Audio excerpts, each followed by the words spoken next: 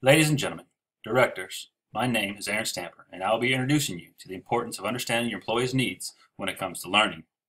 Within this presentation, I will be covering the need to know your employees' strengths through multiple intelligence and the 4 principles of learning, with the application of this training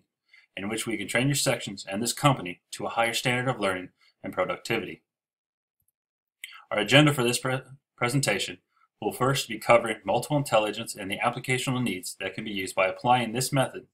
the 4 principles of learning within the working environment, and a summary of what was presented, and then the floor will be open for any following questions.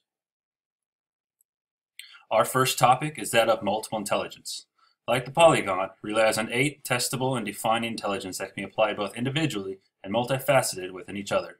as each person is different in the ways that they both receive and produce information, relying on one or multiple intelligences to problem solve the degrees of tasks conducted within this organization.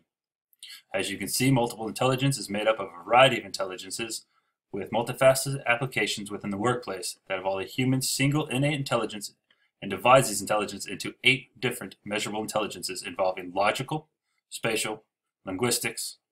body, musical, interpersonal, intrapersonal, and naturalistic.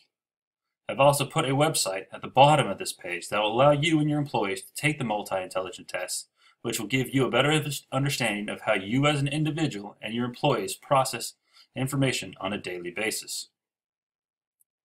This leads us into the 4 principles of teaching new information within the working environment, starting with the concrete experience,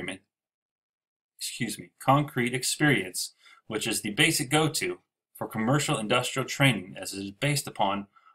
our in-job experience, hands-on learning, and muscle memory through repetition.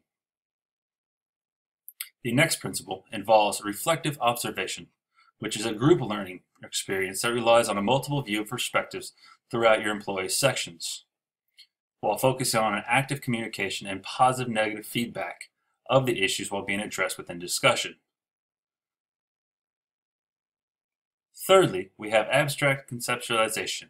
that is based on the applications of one individual experience, past observations, and other knowledges that they have accumulated over their time in this organization or in the current job position they hold. And finally, we have the 4th principle of active experimentation, which focuses on the process of learning that puts what has been learned from the other 3 principles into practice, but relies on the learner having a firmer understanding of the information provided. With the end goal of this new style of instruction within this organization, I think we need to first define where our employees stand in their multiple intelligence levels, and then create a multifaceted wheel that focuses on the individual's abilities to learn, to create, a multi-layered corporation that encourages aggressive thinking and a mutual respect for the evolution of this company.